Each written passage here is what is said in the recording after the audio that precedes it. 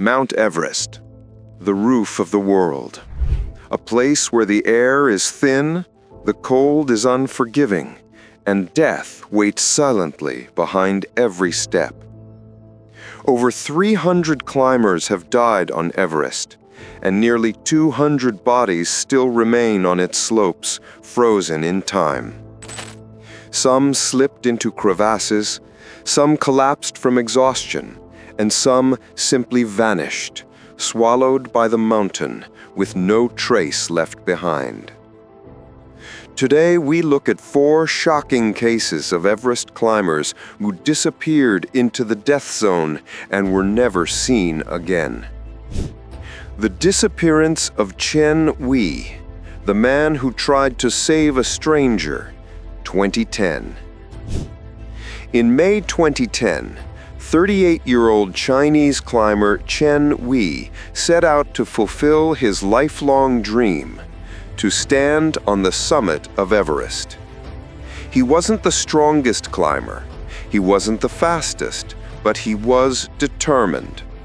On May 22nd, Chen reached the south summit at around 3 p.m.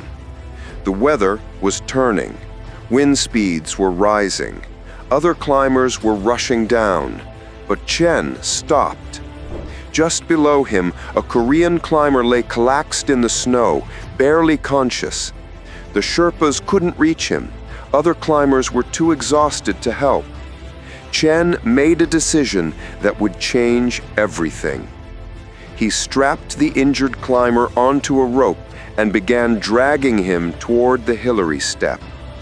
No one knows exactly what happened next. A storm rolled in, visibility dropped to 0, and both men disappeared from sight. The next morning, rescue teams searched the area between 8,700 and 8,800 meters, but Chen was gone. The Korean climber was found dead hours later, but Chen's body has never been recovered. To this day, climbers say Chen sacrificed himself trying to save a stranger on the mountain. The mystery of Cora Johnsen, the woman who vanished after the summit, 2013. Cora Johnsen, a 32-year-old Norwegian adventurer, successfully summited Everest on May 20th, 2013.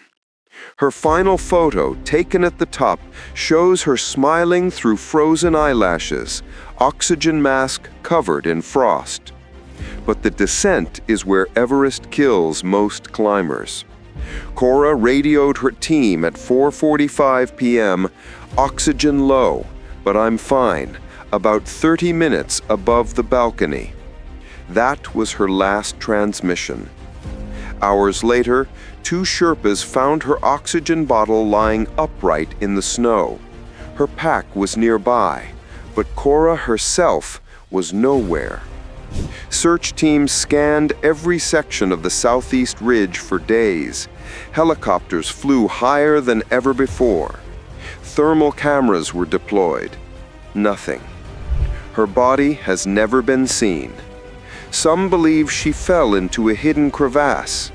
Others think the fierce winds blew her off the ridge. Her disappearance remains one of Everest's most cold mysteries. The case of Milan Perovic, the solo purist, 1998. In 1998, Serbian climber Milan Perovic attempted Everest in true alpine style. No oxygen, no Sherpas, no fixed lines, just him and the mountain. Milan reached Camp 4 on May 17th. Other teams warned him about the worsening weather, but he insisted on pushing for the summit. At 1:30 a.m. on May 18th, Milan left Camp 4 alone. He was seen near the balcony at dawn. Another climber later claimed he spotted a lone figure close to the south summit around noon. Then Milan vanished. When a storm hit that afternoon, Milan's tent at Camp 4 was ripped apart and buried under snow. His ice axe was found stuck upright in the snow, as if placed intentionally, but there were no tracks. Theories emerged. He might have summited and died on descent. He could have fallen on the Kangshung face, a 3,000-meter drop, or he might have wandered off route due to altitude sickness. His body has never been located, and Milan Perovic remains one of Everest's most baffling disappearances. The Tragedy of the Three Friends Expedition, 2005. In 2005, three close friends from Argentina, Luis Romero, Javier Beltran, and Tomas Ibanez, attempted Everest together without professional guides. They trained for years. They climbed peaks across the Andes. Everest was their dream. On May 27th, all three men left Camp 4 at midnight. But after sunrise, the weather rapidly deteriorated. At 9 a.m., a climber descending from the summit reported seeing three men resting near the south summit, exhausted, barely able to stand.